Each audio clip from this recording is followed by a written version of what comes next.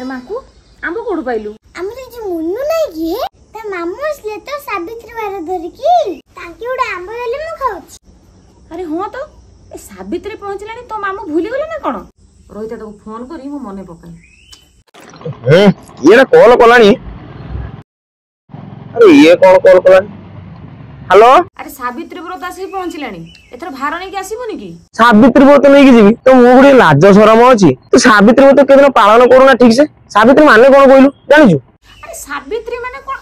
अरे सावित्री पर स्वामी पई करा जाय एटी जानिबार कोन अछि बे तू तो स्वामी को वर्ष को 12 मास 13 काल काम करेलु घर सफा करेलु झाड़ू मरेलु लुगा कचा करेलु बासन मजेलु सब कलु भल की दिउली खाइया को तांको देइजु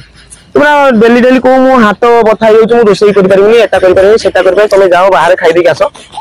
सावित्री व्रत जो भार गुडा गला से सब फोटो उठे की स्टेटस देउछलो माने कोन होय तो स्टेटस रे रहउछ सावित्री व्रत एटी भक्ति कर वर्ष को 12 मास 13 काल तो स्वामी को भक्ति करू ठीक सावित्री व्रत आसला को भक्ति उचुई पड़ुची